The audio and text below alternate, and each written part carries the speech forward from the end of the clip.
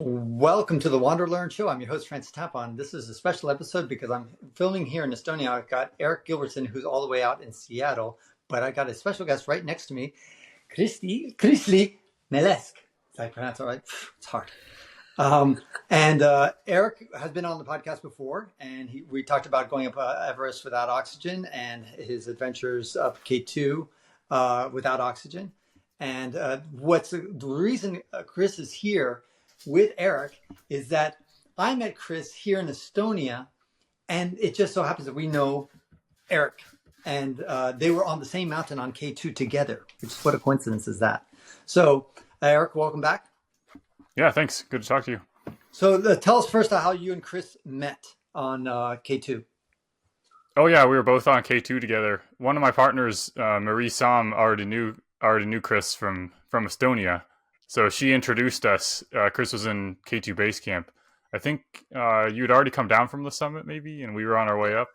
Yeah. And then you hosted us in your cook tent, and that was really friendly. Yeah, we had the lounge with the pork and like the Spanish ham and everything. Oh, and the big inflatable couch sofas. Yeah. So tell us a little bit more about this stuff, because I mean, for those who don't know, I mean, sometimes you imagine like these people climbing up these tough mountains are like really roughing it, but sometimes I hear these stories like you had like a whole pig there, right? Well, it was just a leg. But it was like you spent like weeks eating it. Well, it was like on a stand, like a proper leg, and we had people from other camps coming in to eat the leg, because we had later on another leg as well without the stand. But yeah, we had a lot of meat, which was very inappropriate in Pakistan because it was pork, but it tasted good. Do you remember eating it, Eric? Yeah, that sounds familiar. I remember our team had an ox that walked in with us, and we had a lot of ox meat on that trip. Yep. He walked in with you, but he didn't walk out with you. Yeah, he didn't walk out. So tell us now. You had a perfect day on K2, Chris, right? Yeah, we had. But I was thinking. I remember your day being all right, Eric. Am I remembering, or was the weather-wise you were a little bit late in the season, right? Yeah, we waited till after Chris's group came down, and then we went up in the mountains a little more open. Right, because you were trying to avoid the rock fall and that kind of stuff. Yeah, it's a little safer if there's fewer people on the mountain, because rock fall can... Describe the rock fall that you experienced. You experienced some zingers. Well, yeah, on the way back, but we were very lucky because after our team summit, it was me and one of the guides who came completely back to the base camp on the same day. So we were really, really lucky because there was not many people on the route back, or like nobody was really coming down because a lot of the teams stayed on the mountain for another extra day. And even then there was, between the Camp 2 and ABC, there was so much rockfall because it's like straight down, and the sounds, and it was like we were ducking, like really, and it was sketchy. ABC, by the way, is Advanced Base Camp for those who don't know. And I got hit by a rock. Yeah. I got hit in my leg, and I was limping. But at that point, it was safer to go up because we were almost to Camp 1, get out of the danger zone. Yeah. And luckily, it hit my calf and not my bone. It would have probably broke my leg, but it got better. Yeah. Did anybody get seriously injured from rockfall during that particular season or trip? There was one avalanche that hit a couple people. I think it killed a couple Canadians, maybe. They were at the base of the climb up to Camp 1. Oh, really? Yeah, they were just above ABC. That was the issue I heard of. Okay. Well, I know that when we were coming down the Afghani climber. Oh, right. He passed, and then one of the Australian guys. How did he pass? How did he die? I think it was altitude related. Yeah, he was just below Camp 3.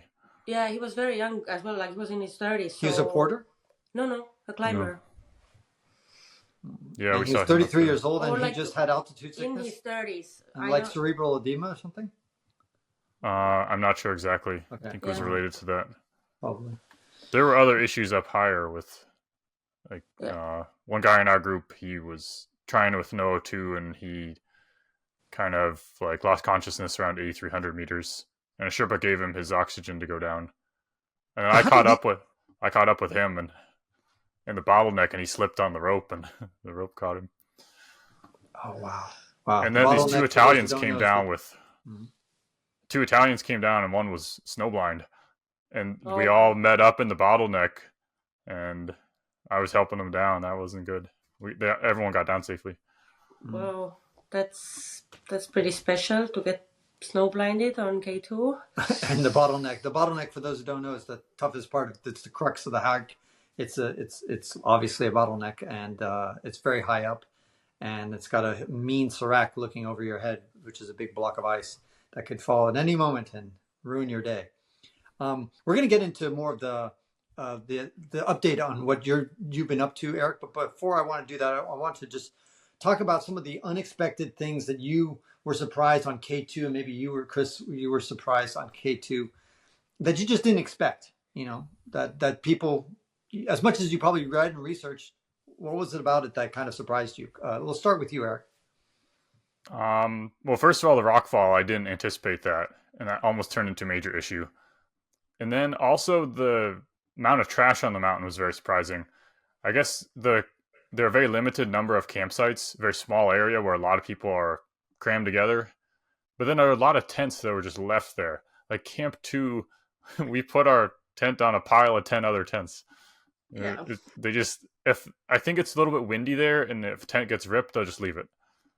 And now I've heard that since then it's been cleaned up, but it was pretty bad. Well, I completely with that. I agree. It was pretty bad. Even Camp 1, it's like one slope. It's kind of limited space, and then one slope is basically like a pee area, and it's like a trash area, and it's like smells bad, and it's. This is Camp 2. That's Camp 1 actually, Oh. And then Camp 2 is even worse place because you have really limited space, and it's just like really dirty, like just piles of stuff. Like old tents. We even saw like one of the tents flying away. The guy was carrying it and then was like kind of trying to move it from like one rock to another, and it's like half flying away, and then he was like trying to catch it, and there's not really a comfortable place to move. And but also what was surprising for me, because we had so many more people going up, it was just a lack of experience in people who were coming up, you know. I mean, I'm sure, me saying that, for Eric it must be even like it's a completely different cup of tea, but even if I can see it, then I mean for you it must have been like you would hold your head and pray for God, you know. But yeah. You would think that K2 would have prepped. You would think K2 would have prepared hikers. I mean, like Everest, you almost kind of expect a bunch of, you know, people, weekend hikers to show up. But K2, you would think, you know, this is the serious shit here. Yeah, I would definitely recommend people get more experience going for K2. It's pretty dangerous. One of the I was kind of surprised by the weather. We actually end up spending 2 nights without sleeping bags up at Camp 3 and without food, because we thought there was a weather window to summit. We were just going to go fast and light Camp 2 to summit and back. And then we were waiting around in Camp 3 and it snowed like 20 centimeters and it was supposed to be clear. So we found it was actually good for us. There was an abandoned tent, and one of the Sherpas there told us there's no one in that tent. You can just hang out there. We didn't have a sleeping bag, and we were didn't have food, but our appetite drops at altitude, so we didn't need the food anyway. So we just kind of spooned and shivered at night, and we made it through. Cute man. How was your Camp 3 experience? A little bit better? Was your a little bit better? Well, mine was like, we got up there. It was really sunny. I was basically. Were you on oxygen already at that point? Yeah, but I went from because we wanted to move really fast between Camp 2 and 3 because it's like the Black Tower. Yeah. Is it yeah. No, the Black Pyramid? Black Pyramid, yeah. Black Pyramid. Sorry. Oh, and there's the Grey Tower yeah, that's me as a mountaineer here. But no, there was the Black Pyramid, and we just went up. It's like a rocky area, so I need to move fast. So because of rockfall danger? Well, yeah, and just there's people would push the slabs off with their crampons if they don't know how to move properly, and you don't just want to walk behind people. Did you have problems there, Eric, on the Black Pyramid? We were the only ones at that time. Between Camp 1 and 2, there was some rockfall. The Black Pyramid, We were the only ones on there. There was like 2 guys that came down, then there was no one above us on the mountain. But So were you, when you were for us. taking steps, were you letting off a bunch of debris behind you? Basically, would it have been a problem had there been more people? You imagine?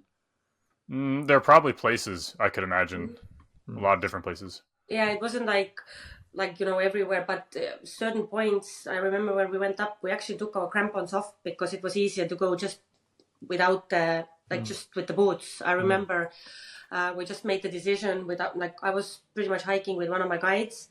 And we just wanted to move fast, so we put oxygen on. He told me to put oxygen on. We had a big fight because I'm like, no, I want to go without. And so because I was feeling fine, and I want to push myself to see how far you could go, how I can do actually without it, Right. And he's like, no, you have to put it. So we got into this argument on the bloody mountain, and I was just like, okay, whatever.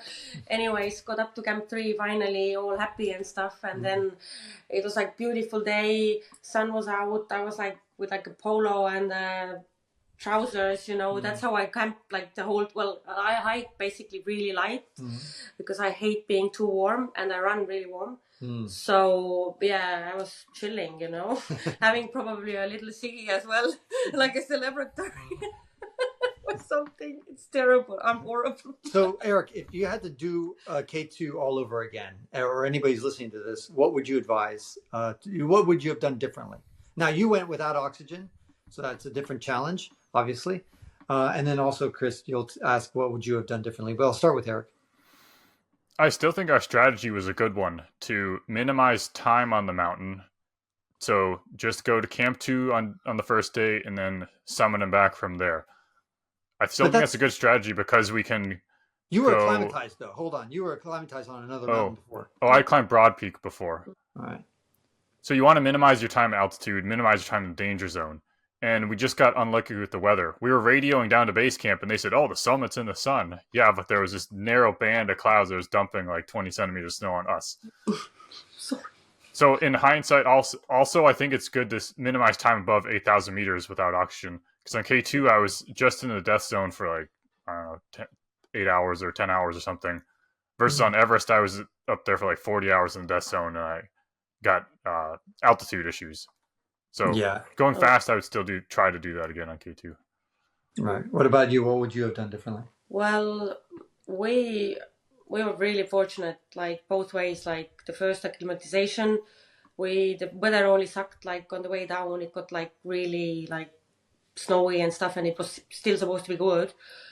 But the summit day, I would have waited probably later. Would have gone later. I mean, we did a great decision of going early because we were in the top without waiting behind people, but we were on the top during the night, so we couldn't really, it's kind of dark, and it got cold after 45 minutes, so then we started seeing things, and it was kind of okay, great, because later on the people who were on the summit, they it was amazing, everything was just perfect. But I mean, that's the mountain, and the safety and your health and everything is more important. So I think it went as great as it could have gone. I got everything out of it what I wanted. Now, Eric, when you got down at K2, was Chris already gone, or packed up and left, or were they there to celebrate? Mm-hmm. I think they were gone. Yeah, we ended up spending a lot more time than we expected. We were expecting 2 days up and took but you had no idea he could have died, and you would have never known. Because I was kind of in touch with Maria on GPS or the Garmin InReach. But she had another story there. But I knew about the boys because I was always asking about you guys as well, and so I knew that it went well for you and all of that. So we always knew still people in the base. Okay. So cool. We would always keep in touch. So that's cool. All right, now let's talk briefly. I want to go on to Eric's updates, but Kanchenjunga, you went now. Eric, you went up Kanchenjunga, which is the third tallest mountain in the world, and it's a part of it's in China and India. No, India. The Nepal-India border. The Nepal and India part. Pardon me. And they forced you to go with oxygen because they had other climbers that season who had problems, correct? Yeah, 2 other climbers, solo O2 climbers, had just died. There were active rescue operations then. One on Everest, one on Kanchenjunga. And Right. and then I show up and I want to do that, and they're like, Right. understandably, So they don't want me to do that. No O2. That just means no oxygen and solo, obviously. So you were going up the mountain looking for these, or to go to help these guys get down? Well, the rescue team flew in to base camp with me, and they just went straight up, and they were super fast. And then I went up like the next day. Okay, got it. Interesting. To briefly tell us your quick experience on. Well, because you were not able to get to the top. No, yeah, well, luckily it wasn't me. No, I went. I did like acclimatization before, so I was like fully. I climbed Nupse. Okay. So I was like. Nupse is under 8,000 meters, but it's one of the. It's a very big mountain. Well, so it's 7,900. Yeah, just under, or like 7,900 something. I'm pretty bad with these numbers. Eric probably knows. Probably knows, yeah. Do you? I don't remember. It's below 8,000. Let's just say upper 7,000. Yeah. Anyway, but it's like the trio, Nupse, Lotse, Everest, you know. So, but anyways, I did that, and then I was pretty well acclimatized. Really well. Yeah, I was really well acclimatized. So what stopped you? Well, weather? We flew in, and then there was a problem with the Sherpa teams were fixing the rope, and that year was also a lot of so-called like individual climbers and without O2 climbers, a lot. And that's my personal feeling completely, is people maybe didn't put enough money into the Sherpas fixing team pocket. So they kind of said they fixed the line to the wrong couloir and so-called to the wrong way. But somehow some of the Sherpas, they had already been on the summit in the previous years, who were in the fixing team. And so basically I was up to 8.2 or 8.3. But then there was still like another 7-8 hours to go because Kanchi's summit is a long way, you know. Is this the one where they kind of set the wrong? You went the wrong way. It's crazy. Yeah. Has that ever happened to you, Eric? Where the Sherpas set up, the cords going the wrong way, the ropes going the wrong way? Not to me. I've heard Kanchenjunga is a little bit complicated to know exactly which couloir goes to the summit. I mean, I was pretty fortunate that the guys I was with, it was a bunch of Sherpas that knew where they were going, and they had already fixed the rope. So I just had to follow it.